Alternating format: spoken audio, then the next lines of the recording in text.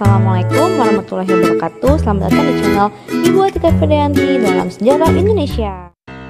Assalamualaikum, selamat datang. Hari ini kita akan membahas mengenai perkembangan kolonialisme dan imperialisme Eropa di Indonesia.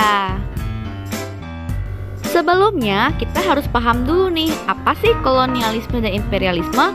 Kolonialisme merupakan upaya yang dilakukan untuk menguasai suatu daerah atau wilayah untuk mendapatkan sumber daya yang ditargetkan untuk menguasai bidang perdagangan. Sedangkan imperialisme adalah suatu sistem di dalam dunia politik yang bertujuan untuk menguasai suatu negara lain untuk menoleh kekuasaan atau keuntungan dari negara yang dikuasainya.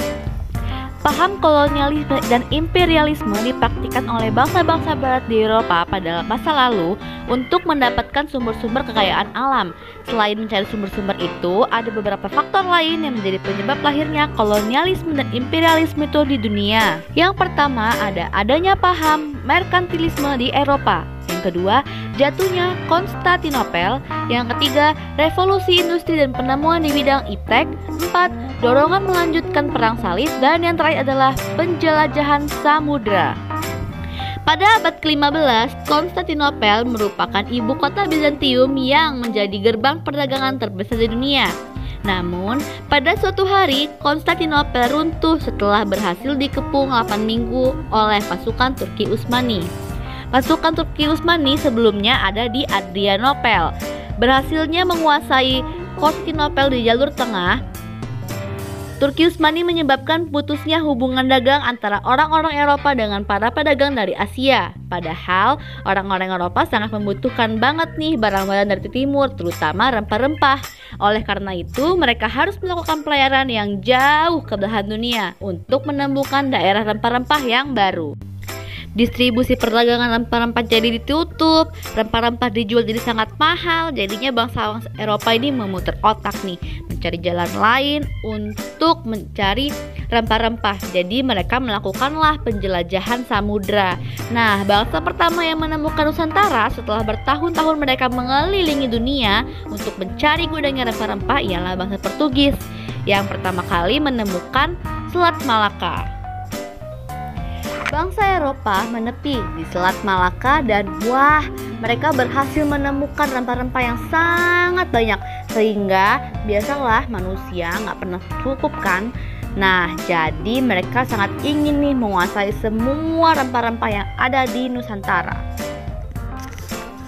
Nah, jadi sejak saat itu tuh mereka sangat ingin lagi nih menguasai rempah-rempah yang ada di Nusantara. Karena sejak saat itu banyak sekali orang-orang Eropa yang menjadikan Nusantara sebagai rujukan untuk membeli rempah-rempah. Dan disinilah nih awal mula terjadinya kolonialisme. Negara-negara tersebut berhasil menguasai Nusantara dikarenakan mereka tuh memiliki militer dan teknologi yang jauh lebih baik.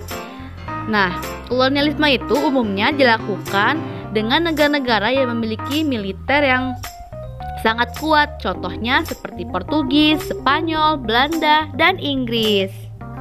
Nah, selanjutnya kita akan membahas mengenai imperialisme.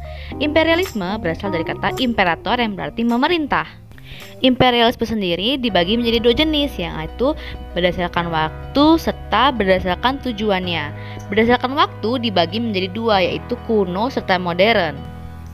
Imperialisme kuno terjadi sebelum revolusi Inggris, yang pada saat itu negara-negara melakukan imperialisme karena termotivasi dari 3G, yaitu gold emas, glory kejayaan menang perang, gospel penyebaran agama Nasrani. Nah, kalau misalnya imperialisme modern itu motivasinya berbeda dengan imperialisme kuno.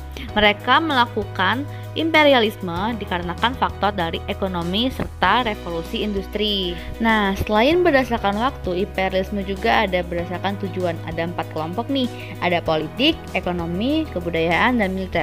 Kalau politik, imperialisme yang didorong oleh keinginan untuk menguasai kehidupan politik di suatu negara.